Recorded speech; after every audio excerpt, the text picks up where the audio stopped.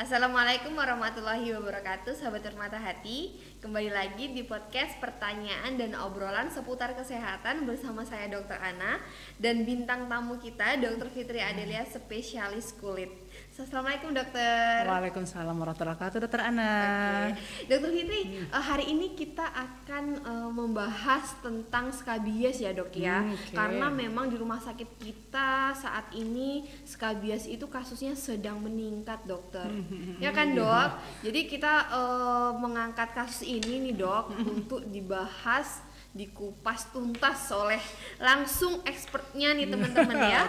Oke. Dok, kenapa sih dok kita harus mengangkat dan mengupas penyakit skabies ini dokter? Oke Dokter Ana, ini pertanyaan skabies ini banyak banget kasusnya Dokter Ana ya. Bahkan setiap hari kasusnya selalu ada tuh di pasien kita tuh selalu ada. Nah, kenapa harus kita buka kupas nih sampai habis nih ya Dokter Ana? Karena memang penyakit ini tuh salah satu penyakit yang terbanyak. Penyakit kulit terbanyak nomor 3 ya Dokter Ana ya. Bahkan kasusnya susah banget diatasi, untuk pencegahannya juga sulit gitu. Kenapa? Karena memang penyakit itu sendiri juga mengganggu kualitas hidup si pasien. Karena memang gatal yang dirasakan yang luar biasa sehingga saat beraktivitas juga terganggu. Nah ini sangat harus konsen karena memang sangat mengganggu gitu. Nah yang paling penting yaitu tadi masih muncul kasus-kasus baru Dokter Ana. Kasus-kasus baru ya karena mungkin masyarakat awam kita belum paham bagaimana penyebaran penularan penyakit skabies ini. Oke. Nah ini dok, pasti teman-teman atau sahabat Permata Hati di rumah ini mereka bertanya-tanya sebenarnya apa sih skabies itu sendiri? Kenapa sih itu selalu timbul, selalu banyak kasusnya di rumah sakit kita? Oke. Skabies itu penyakit yang disebabkan oleh tungau. Tungau, ada yang mengatakan kutu, ya kan? Yang ukurannya sangat kecil sekali Dokter Ana. Nah ini kenapa pasien suka bilang enggak dok, enggak ada kutu ini gitu, ini alergi pasti karena alergi. Iya ya, karena kelihatan. Taunya kan kutu kalau di kepala kan kelihatan gitu ya Dokter Ana ya. Nah makanya pasien kadang-kadang kalau dibilang ini tungau, ini penyebabnya skabies itu tungau bu, Pak gitu. Kadang yang suka nggak percaya gitu ya, karena memang ukurannya sangat kecil, bahkan ukurannya 0,4 mili, yang hanya bisa dilihat di bawah mikroskop. Nah gitu Dokter Ana. Nah untuk skabies ini sendiri dok, itu kan tungau penyebabnya berarti hidup ya dok ya. Penularannya tungaunya itu hidup karena dia kutu yang sangat-sangat kecil. Nah itu bagaimana sih dok cara penularannya dokter? Nah penularannya paling penting Dokter Ana, karena memang penularan ini kadang-kadang orang-orang masih, aduh orang skabies tuh langsung aku nggak mau nih dekat lagi gitu ya. Ada yang sampai begitu ya Dokter Ana ya, bahkan yang nggak mau berteman lagi sama temannya karena dia temannya skabies. Nah penularannya itu ada 2 cara Dokter Ana. Pertama adalah kontak langsung. Nah kontak langsung itu adalah dari kulit ke kulit.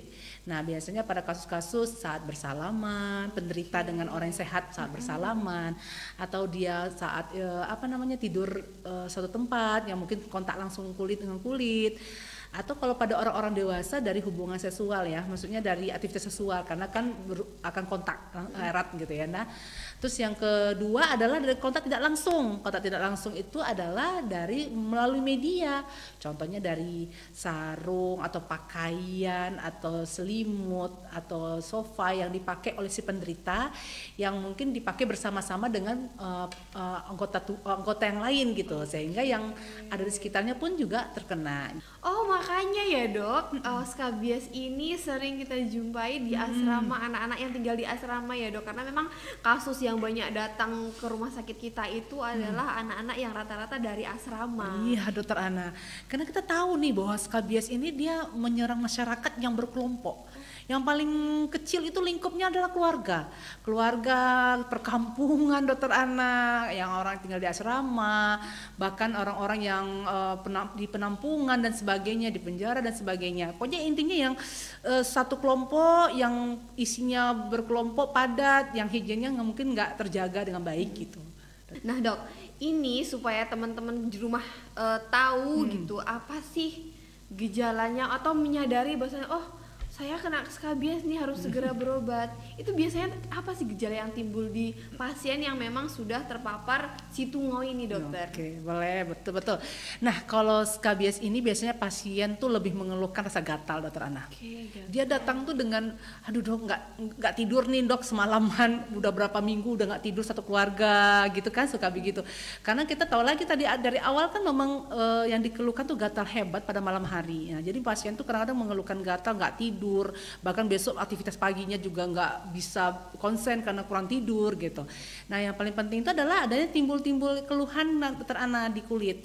Nah, biasanya bisa bentuk bintil-bintil kecil atau bentuk-bentuk seperti jerawat atau pelenting-pelentingan gitu yang berwarna merah, yang kadang letaknya ini yang paling penting, karena pada daerah yang tipis dan lembab seperti di sela-sela jari tangan, sela jari kaki, di siku, di daerah pusar ya, pusar dan bagian bawah, terus daerah bokong, dan juga bisa menyerang daerah genitalia. Pada perempuan bisa di daerah payudara, kalau laki-laki pada daerah genital yang daerah buah zakar, batang penis dan sebagainya.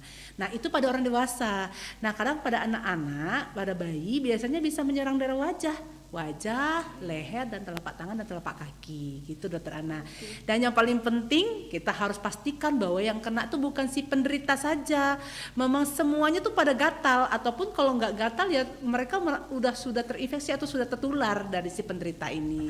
Nah, itu paling penting dokter Ana. Oke, makanya skabies ini juga itu tadi dokter ya, sangat mengganggu kualitas hidup si pasien itu sendiri, betul. Karena memang penyakit ini sangat-sangat tidak bisa disepelekan ya, ya dok ya. Jadi kalau misalkan ada gejala itu memang harus diobati. Nah, untuk masalah pengobatan nih dok, sebenarnya skabies ini bisa nggak dok diobati? Oke, skabies nih penyakit yang gampang diobati, tapi gampang-gampang sulit. Kenapa? Karena bukan masalah pengobatannya dokter Ana, kadang dibutuhkan kepatuhan si pasien. Nah, kadang pengobatan skabies itu dia menyeluruh dan harus ada kepatuhan dari si pasien sendiri dan kebersihan si pasien. Nah, yang paling penting kalau ada gejala-gejala yang tadi sudah kita bahas, pasien harus mencari pelayanan kesehatan dulu, fasilitas pelayanan kesehatan dulu, berobat dulu ya dokter Ana, mau ke dokter umum atau ke dokter spesialis langsung silahkan. Nah, memastikan bahwa ini apakah skabies atau tidak.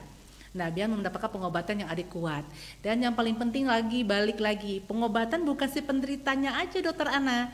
Jadi kalau bisa orang-orang yang kontak erat, yang satu rumah atau satu tempat tinggal atau satu tempat asrama yang menderita juga berobat, walaupun tidak ada keluhan juga berobat gitu dokter Ana. Jadi prinsipnya adalah pengobatan yang secara bersamaan. Nah, yang kedua dokter Ana yang paling penting adalah bagaimana nih pencegahannya dok. Kita sudah berobat nih, tapi pencegahannya bagaimana biar nggak terulang lagi atau tidak menularkan lagi ke orang lain gitu ya. Nah, yang paling penting adalah semua yang kita pakai seperti yang handuk, pakaian, selimut, spray, sarung bantal yang dipakai yang bisa pakai bersama-sama itu sebaiknya dicuci dengan menggunakan air panas. Jadi direndam dulu sekitar 20 menit dan hangat itu dicuci, dijemur di bawah terik matahari dan disetrika. Karena memang tungau itu dengan pemanasan lebih dari 50 derajat Celcius itu akan mati. Nah, itu harus dilakukan dulu dokter Ana. Dan yang paling penting lagi bahwa seperti kasur, sofa, bantal lenggulingnya itu juga dijemur. Jadi bukan spraynya aja ya, tapi semuanya dijemur di bawah terik matahari. Nah, itu salah satu pencegahan yang harus kita lakukan. Yang terakhir, yang paling penting itu menjaga hygiene pribadi. Nah, pemakaian alat-alat bersama-sama dikurangi dulu. Pokoknya menjaga kebersihan lah dokter Ana, itu yang paling penting untuk mencegahnya. Oke, berarti memang skabies ini bisa diobati ya dokter. Semakin cepat pengobatannya hasilnya akan semakin bagus dan tidak akan menular secara keseluruhan kepada teman-teman atau keluarga kita yang lain ya dok ya. Oke, berarti dokter skabies ini penyakit yang bisa diobati ya dok ya. Betul. Semakin cepat diobati semakin bagus ya dok ya untuk kesembuhan si pasien itu sendiri ya dokter. Terima kasih dokter atas kesempatan dan ilmunya. Ini sangat-sangat bermanfaat untuk kita semua, terutama sahabat-sahabat Permata Hati yang ada di rumah. Oke, jadi untuk sahabat-sahabat Permata Hati yang ada di rumah, apabila nih ada gejala seperti yang dijelaskan Dokter Fitri tadi, bisa langsung berkonsultasi dengan Dokter Fitrinya langsung, karena beliau praktek di Rumah Sakit Permata Hati setiap hari Senin dan Jumat pukul 10 sampai 12 siang. Baiklah sahabat Permata Hati, saya akhiri podcast kesehatan hari ini dengan mengucapkan wabillahi taufiq wal hidayah. Wassalamualaikum warahmatullahi wabarakatuh. Oke,